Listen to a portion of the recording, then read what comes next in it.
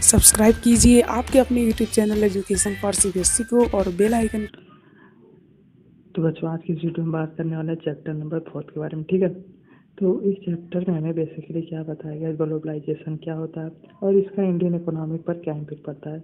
तो देखिए, अगर आप लोग को नोट्स चाहिए तो आप लोग इस 9 पॉइंट को स्क्रीन शॉट ले लीजिए, क्योंकि मैंने इसको एनसीईआरटी से छाटा है और आपको बहुत ही हेल्पफुल होगा। ठीक है, तो कुल मिला जुलाकर हमारा जो चैप्टर है ग्लोबलाइजेशन पर प्रभाव डालता है कि क्या होता है और किस तरह हम इसको समझ सकते हैं। तो चलिए हम स्टार्ट करते हैं। तो हमारा जो सबसे पहला पॉइंट आता है कि ओवरव्यू, तो हम बात कर लेते हैं ओवरव्यू के बारे में। तो हमारा जो ग्लोबलाइजेशन क्या होता है और कैसे हमारी इंडियन इकोनॉमी पर प्रभाव डालता है उसके बारे में हम डिस्कस करते हैं। तो जैसे कि हम लोग जहाँ पहले समझे ग्लोबलाइजेशन क्या होता है। ग्लोबलाइजेशन मतलब कि अगर हमारी दो कंट्री है, अगर वो दोनों मिलकर आपस में बिजनेस कर रही हैं और इम्पोर्ट और एक्सपोर्ट हो रहा है, तो वही इन दोनों का रिलेशन अच्छा है, तो वही क्या हो जाएगा, ग्लोबलाइजेशन। ग्लोबलाइजेशन मतलब कि जिसके पास जो सामान है इंटरचेंज करना। ठीक है, या एक्सपोर्ट भी हो सकता है, इम्पोर्ट भी हो सकता है। तो ग्लोबलाइजेशन आप लोग समझ गए। तो इसी बारे में चैप्टर बताया गया है कि क्या क्या डिफरेंट इसके प्रोसीजर हैं और क्या क्या इसके डिफरेंट नॉर्म्स और कंडीशन है, इसको पूरी तरीके से हमें बताया गया है। तो हम बात करते हैं सेकेंड पॉइंट के बारे में, प्रोडक्शन अक्रॉस कंट्रीज।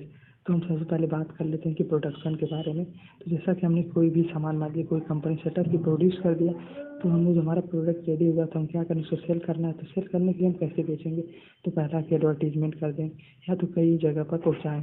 तो सबसे पहले हम उसकी ब्रांडिंग करेंगे कि हमारी कंपनी का है, मान लीजिए एक्स नाम है, एक्स कंपनी रख दिया, और उसे बेचेंगे। जब लास्ट प्रोडक्शन तो डिफरेंट डिफरेंट कंट्रीज़ के बारे में कैसे बेचेंगे, ग्लोबली बेच सकते हैं, वहाँ अपनी कंट्री से दूसरे कंट्री पर एक्सपोर्ट कर सकते हैं या तो अपने ही कंट्री में बेच सकते हैं। तो कुल मिला जुलाकर हम प्रोडक्ट अगर किसी कंट्री में कर रहे हैं तो दूसरी कंट्री में भेज भी सकते हैं। तो इसी में एक टर्म हमारा आता है एमएनसी। तो जो हमारा एमएनसी होता है इसका मतलब होता है कि मल्टीनेशनल कंपनी। क्या होता है, मल्टीनेशनल कंपनी। तो जो आपकी मल्टीनेशनल कंपनी होती है, जब आपकी जिस तरह मान ली कोई कंपनी एक्स है, अगर उसका कई कई कंट्री में सेंटर है या सर्विस सेंटर या अपने प्रोडक्ट पहुंचा रही है तो हो जाएगा। जैसे कि मान लीजिए टाटा की जो कारें बनती हैं इंडिया में तो केवल बिकती नहीं है, अदर कंट्री में बिकती हैं, तो वह एक क्या है, हाँ मल्टीनेशनल कंपनी है। ठीक है, तो जो भी कोई हमारी कंपनी है या जो भी कोई हमारा ऐसा ग्रुप है जो हमारी इंडस्ट्री सप्लाई कर रही है अपनी कंट्री में बल्कि अदर कंट्री में, तो वही क्या हो जाती है, एमएनसी मल्टीनेशनल कंपनी हो जाती है। ठीक है, तो हम बात करें इंटरलिंकिंग प्रोडक्शन अक्रॉस कंट्री। तो हम देखिए, जो हमने कोई भी प्रोडक्शन किया तो हम कैसे लिंक करते हैं, तो हम एमएनसी के ही थ्रू करते हैं। क्यों एमएनसी के थ्रू करते हैं, क्योंकि देखिए एमएनसी हमारी नई नई टेक्नोलॉजी लाती है। देखिए मैं एक एग्जांपल थ्रू समझाता हूँ। देखिए आप लोग गाँव में देखते होंगे कि सिलाई कैसे होती है, पैर से चलाने वाली मशीन से, लेकिन अगर हमें कोई एमएनसी अगर वहाँ पे करेगी तो वह इलेक्ट्रिक वाली लाएगी। क्यों, क्योंकि उससे ज़्यादा प्रोडक्शन होगा, जब ज़्यादा प्रोडक्शन हो जाएगी ज़्यादा प्रॉफिट भी होगा। ठीक है, तो कुल मिला जुलाकर न्यू टेक्नोलॉजी लाती है। ठीक है, और दूसरा बात इन्वेस्टमेंट। तो सबसे बड़ी बात इन्वेस्टमेंट होती है। क्यों, देखिए मशीन लाना तो इन्वेस्टमेंट होना ही पड़ेगा। तो इन्वेस्टमेंट होने के लिए कई लोग उसमें अपना इन्वेस्टमेंट करते हैं। आप लोग भी समझते होंगे कि स्टॉक मार्केट होता है ना, तो उसी तरह उसमें कई लोग का होता है 2% शेयर, 4% शेयर, 10% शेयर। ठीक है, आप लोग भी चाहे तो कहीं पर भी शेयर खरीद सकते हैं, कई तरीके की स्कीमें हैं।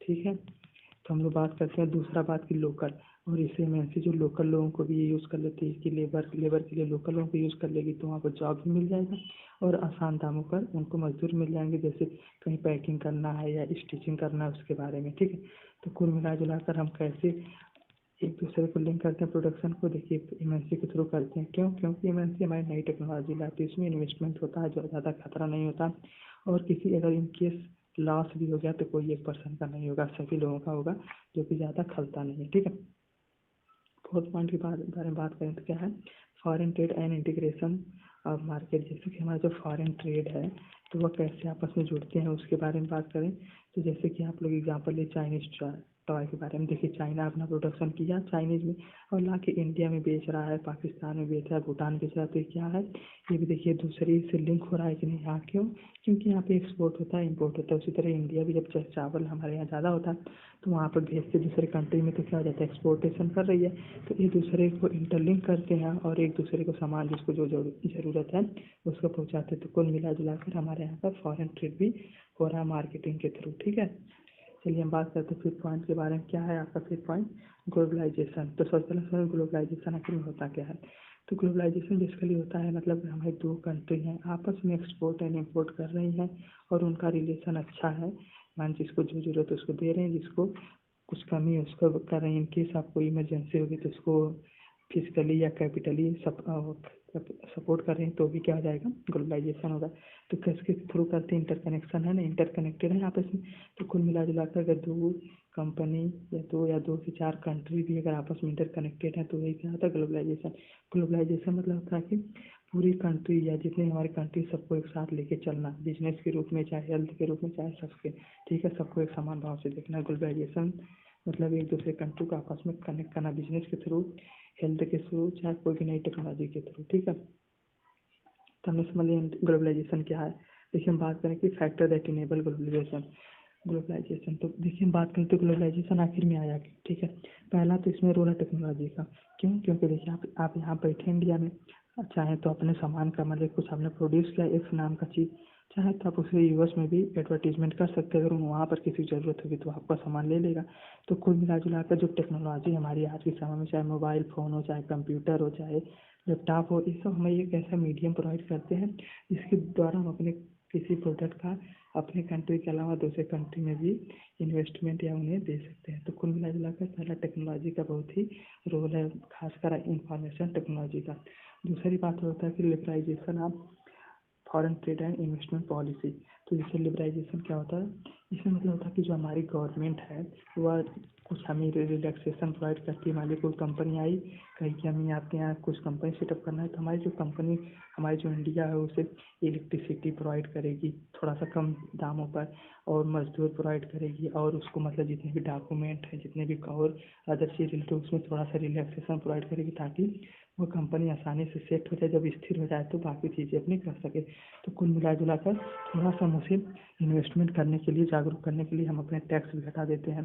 थोड़ा सा ज़मीन वमीन के लिए अगर कुछ लफड़ा हो रहा है तो उसको गवर्नमेंट हैंडल करती है। तो कुल मिला जुला कर लिबरलाइजेशन मतलब होता है कि उसको थोड़ा सा रिलैक्सेशन प्रोवाइड कर देना, ताकि वो अपने कंपनी को अच्छी तरीके से इस्टेब्लिश करे। यही ग्लोबलाइजेशन का यही मेन रीज़न है कि क्यों पॉपुलर हो। पहला तो टेक्नोलॉजी का बहुत ही इंपॉर्टेंट रोल है। दूसरा क्या है, हाँ, हमारी गवर्नमेंट भी अपनी पॉलिसी को थोड़ा सा रिड्यूस कर देती है, ठीक है। तो हम 7 पॉइंट बात करते हैं। इसमें दिया गया है कि वर्ल्ड ट्रेड ऑर्गेनाइजेशन के बारे में। तो सबसे पहले हम समझे तो वर्ल्ड ट्रेड ऑर्गेनाइजेशन क्या होता है। जैसे कि आप WHO जानते हैं क्या होता है। वर्ल्ड हेल्थ ऑर्गेनाइजेशन क्या करता है कि कंट्रोल करता है कि कहीं पर कोई महामारी नहीं फैले, कहीं पर कोई पैंडेमिक क्रिएशन सिचुएशन तो क्रिएट नहीं हो रही। और ये भी देखते हैं कि इनकेस कोई भी कंट्री पुअर है तो उसे अगर हेल्थ रिलेटेड या हाइजीनिक रिलेटेड कुछ प्रॉब्लम है तो उसको डिफरेंट मेडिकल फैसिलिटी प्रोवाइड करती है। उसी प्रकार हमारा जो WTO होता है, यह देखता है कि कहीं पर किसी भी कोई भी ऐसी कंट्री नहीं है कि ज़्यादा से ज़्यादा जो MNC हैं, जो मल्टीनेशनल कंपनी है, उस पर ज़्यादा से ज़्यादा टैक्स इम्प्लीमेंट कर रही है। और ये भी देखता है कि कहीं पर इन्हें कोई दिक्कत है या उन्हें टैक्स ज़्यादा इम्प्लीमेंट वाला लेबर नहीं मिल रहे हैं, तो उसके भी देखता है, ठीक है। और ये भी देखता है कि कहीं MNC जो हमारे पूरे जो ट्रेड सिस्टम को तो दूषित नहीं कर रहा है, कि मतलब 20 रुपये का सामान बना रहा है उसे 1000 में बेच रहा है, ये भी देखता है। तो कुल मिला जुला कर जो हमारा वर्ल्ड ट्रेड ऑर्गेनाइजेशन है, तो वो पूरी तरीके से मैनेज करता है कि क्या कैसे रन हो रहा है कि नहीं, सही ढंग से रन हो रहा है नहीं, क्या कोई दिक्कत तो नहीं है, ठीक है। तो कुल मिला जुला कर वर्ल्ड ट्रेड ऑर्गेनाइजेशन क्या करता है, MNC को बेसिकली कंट्रोल करता है, ठीक है। अगर हम बात करें कि impact on India on globalisation, मतलब जो हमारे जो इंडिया पर ग्लोबलाइजेशन का क्या इम्पैक्ट पड़ा, तो देखिए हम जानते हैं कि सिक्के के हमेशा दो पहलू होते हैं, पॉजिटिव और नेगेटिव। तो हम दोनों बात करेंगे। देखिए पॉजिटिव बात तो है कि MNC ने जब हमारे यहाँ पर कोई भी सिस्टम लागू किया, हमारे कोई कंपनी भी सेट करती है तो हमें इन्वेस्टमेंट करती है। इन्वेस्टमेंट करेगी तो यहाँ पर देखिए दूसरे लोगों को रोज़गार भी मिल जाएगा। और क्या होगा, हाँ, और अगर इनकेस हमें जो कंज्यूमर रहेगा उसे ज़्यादा से ज़्यादा अच्छी चीज़ मिलेगी। क्यों, MNC जो नई टेक्नोलॉजी लाती है उसके थ्रू आप लोग कोई भी चाहे प्रोडक्ट, मतलब जहाँ पे ट्रेडिशनल वाले 5 बनाएंगे ये लोग 100 बनाएंगे। इससे होगा कि कंज्यूमर को जल्दी से जल्दी सामान भी मिलेगा। दूसरा कि हमें टैक्स भी देंगे, अगर टैक्स भी देंगे तो इससे क्या होगा, इंडिया की इकोनॉमिक कंडीशन भी ग्रोथ होगी। और फोर्थ पॉइंट ये भी है कि इंडिया की कंपनी भी धीरे धीरे उन्हीं को देखकर ग्रोथ करेंगे, जिससे होगा क्या कि हमारी जो अनएम्प्लॉयमेंट है वो भी कम हो जाएगा, और हमारी जो इंडियन कंपनी है विदेश में भी जाके एक्सपोर्ट और इम्पोर्ट कर सकती है। जैसे कि हमारी टाटा कंपनी है, ठीक है, वो भी क्या है, इस इम्पोर्ट और एक्सपोर्ट करती है, वो भी एक इंडिया की MNC है, ठीक है। उसी प्रकार और भी लोग जागरूक होने। देखिए अब नेगेटिव पॉइंट की बात नहीं करें तो ये जो हमारा होता है कि इसका MNC जो हमारे जो लोकल लाते हैं उनके सारे व्यवसाय को नष्ट कर देती है। क्योंकि कोई लेना नहीं चाहता। जहाँ पे यहाँ 10 रुपये का सामान मिलता है तो यहाँ पे 15 का मिलता है, और वैसे भी कोई महंगी सामान लेगा नहीं, चाहे लोकल हो चाहे वोकल हो, ठीक है।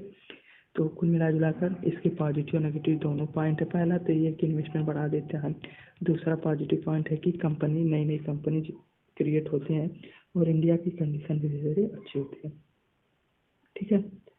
तो 9th पॉइंट बात करते हैं कि the struggle for the fair globalisation, मतलब कि कैसे लोग आपस में फेयर ग्लोबलाइजेशन के लिए स्ट्रगल कर रहे हैं। तो देखिए, मैं WTO क्या हमारा रिकॉर्ड तो करता है, लेकिन पूरा ये पहुँच नहीं पाता है।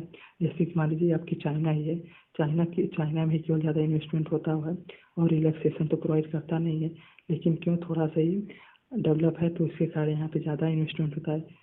तो कुल मिला जुला कर जो हमारे अगर फेयर ग्लोबलाइजेशन चाहिए तो हमें सभी कंट्री को कम से कम इतना हक देना चाहिए कि कोई भी अपनी जगह कोई भी कंपनी सेटअप कर ले।